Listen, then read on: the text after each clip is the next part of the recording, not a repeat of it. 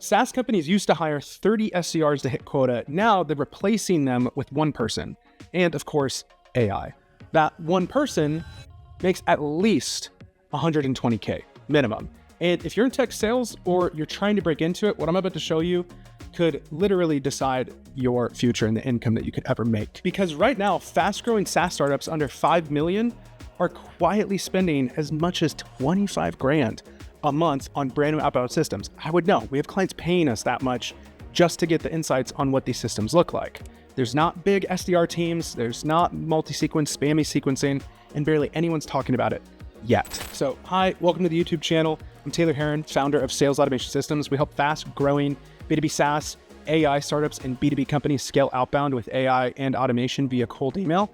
And today, I want to walk through an exact blueprint behind our one-person like sales engine and how you can build or even become it yourself. In this video, you'll learn, why the old outbound model is just simply falling apart. When my friends like Adam Robinson like to say that cold email is dead, even though we generated 42% of their revenue just with cold email last year. Second, what this new model and what the 120K role looks like, the exact tools that they use to scale, why the shift is happening, and of course the skills that you need to get hired into and ideally do it fast to take advantage of the shift in our technology. So by the end, you'll know how to either build systems yourself or step into this 120K role. And no, this doesn't require you to be like a full stack dev or learn how to code or be some type of like AI engineer. I did it with being a college dropout, and I just learned how to do this stuff 3 years ago when I was working as an account executive. In fact, I think this works way better if you're not technical, but you're scrappy. So if you want to future-proof your sales career or your sales team, this might be the most important 10 minutes you spend this week, but let me show you the playbook and what most teams are ditching. So the old model is dead. The old playbook looked something like this. You hire a team of underpaid SDRs. They each are blasting 15-part email sequences to try to get people to buy right now.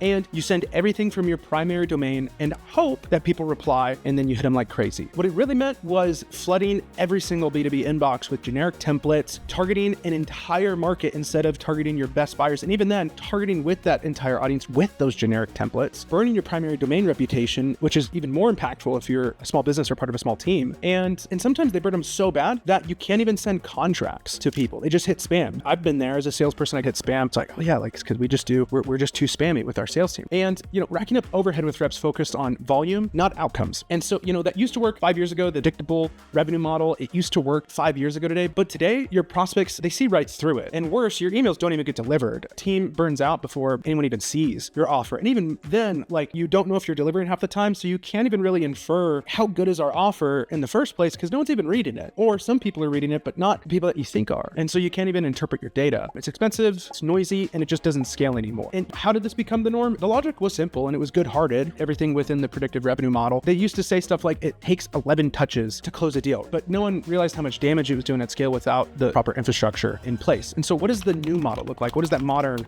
motion look like? You'll see this term thrown around a lot. Some people call them go-to-market engineers. About a year ago, I was working with a bunch of companies and the term hadn't even been coined yet, and I think it's a perfect name for what that role looks like. But here's why they're switching to go-to-market engineers and why it's 10 times more effective. They're not even necessarily replacing their SDR teams, but they're repurposing them. I see it as two main arms of a business. You have one where you have like the Navy SEALs of your business where they have like their target accounts, their dream 200 list that they are developing relationships with. They're taking people out to dinner. They're manually writing emails that are actually researched and have human emotion as a part of it. They are tactfully targeting and doing those types of things. It's much more like an AE role than an SDR role. So what they're doing is these teams are repurposing their entire SDR teams with one single elite operator who in tandem is going to work with those Navy SEALs, but they are what I like to call going to carpet bomb the battlefield, where in my philosophy, I believe let's send one email to your total addressable market every 2 months and not with 15-part email sequences. Let's just send one good email with your best offer to everybody at least every 2 months and at least make them aware of your product. Sometimes it's not even about booking a meeting and going, hey, Joe, I exist. So do you. Can I take your time? It's more so about some of the messages we're sending to people are literally just like, hey, we have this valuable thing. Would you like the valuable thing completely for free? And so that model seems to work great. And so now instead of having all of these SDR teams, it's replaced with one elite operator. And this person typically owns everything having to do with cold email, with inbox rotation via tools like SmartLead or Instantly or Email Bison. They're typically managing outbound DMs at scale with HeyReach. I mean, they can literally just load up the whole sales team's account into those platforms and then multi-sequence all of them out. And so you could have one person sending all the messages for the entire sales team on their behalf. They build and they personalize lists with things like Clay. They do copy at scale with AI. And then they even probably layer stuff in like sales trigger automations where, when someone comments on a certain post or when they visit a certain website or the company acquires a certain tool, they're reaching out at that time with a relevant message. And also I see a lot of people do this wrong where they go, hey Joe, saw that you just did this. Anyways, here's my thing. Like if you know that they did a trigger, just send them your best offer. Send them the best message at the same time that they do the thing. You're way more likely to convert than being creepy and being like, hey Joe, saw you at the grocery store the other day. Anyways, do you want to buy my thing?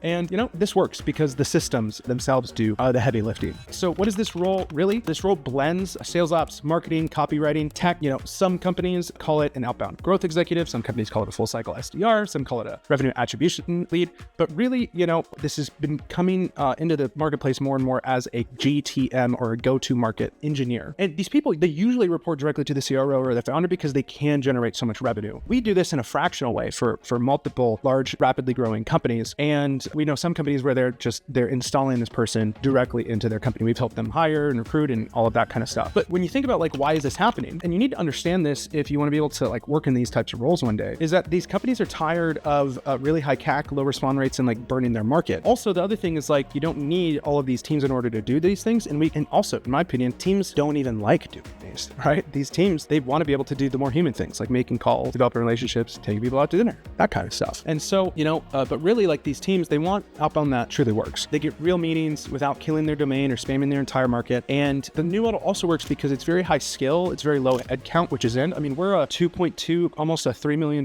company right now with only two, and we just hired our third employee, right? That's almost $1 million in revenue per person, which is becoming more and more the norm. This model is also built on modern plug and play tech stacks like Play, SmartLead, like HeyReach, some of the fastest growing tools out there. And it's automated, it's scalable, and it's extremely accountable. And so, we aren't just talking theory here. Our cold email consultancy is building this inside of companies all the time. Crazy part is sometimes it's just so complicated with such a big project. They're like, yo, can you just handle this forever in an outsourced manner? We don't need it in-house. Especially with the tech changing, I could see that. But what's great is that if you're looking for a role like this, it's such a great area to be able to hone your skills in such a fruitful time to be able to try to get in the door and maybe figure out how you could do this for a company. Because, companies are literally asking for these exact setups. So you might be thinking what skills do you need to become this person? If you want to break into this role, here are 3 quick things that I think would help get you started. 1, you probably have to learn cold email infrastructure, understand deliverability, warming inboxes, domain rotation, using tools like SmartLead, Instantly, Email Bison, things like that. There's tons of content on LinkedIn on how to do it. If you need to send anything less than 100,000 emails a month, you're great. If you need to do something more than that, I do think right now that you have to have really high skill expertise like we do. We send as many as 8.5 million emails a month just for a single client of ours. And so it's quite a lot. It can be quite a lot. But once again, you don't need to do that if you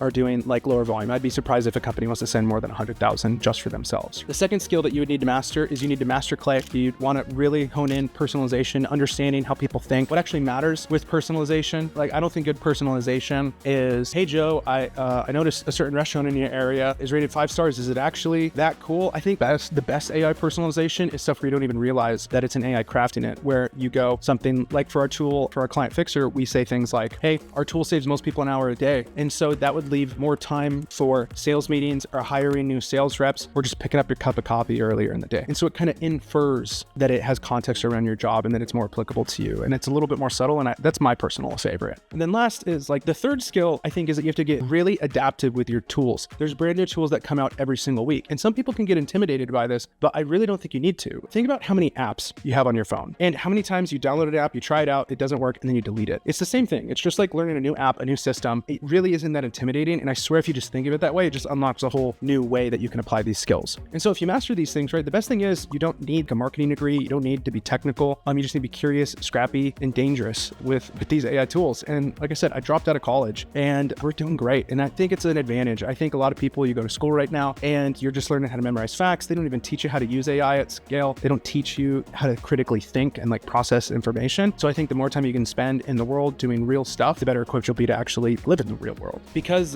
this role isn't just high leverage, it's high exposure. You're not just booking meetings, you're actually helping to shape a company's go-to-market strategy. And the best part is like, typically you're only sitting like one seat away from the CEO. So you can see how these people are thinking, how they're applying tools. And, you know, and if you do that well for 3 to 12 months, you're on the fast track to be able to doing the head of growth. You're understanding AI tools better than probably anybody at the company. And it could just pay dividends over your lifetime. I think it's one of the best roles that somebody, just a 22-year-old could be entering the marketplace and like go into to like acquire skills. I think it's one of the best roles possibly out there. So if you're a founder, this is how you grow your outbound without burning out. Or if you're looking to land a high paying, high leverage sales role yourself, right now is the golden window for that. And I guarantee if you follow what I've shared today and start building your own outbound engine, I can't see a world where you want to get hired. And so if you want to learn how to install these systems for your own team, drop a comment with what part of your outbound is the most painful right now, and I'll make a teardown video on it. Or, you know, check out our other video where I break down how exactly we've grown our B2B and fixed our AI at scale. All right.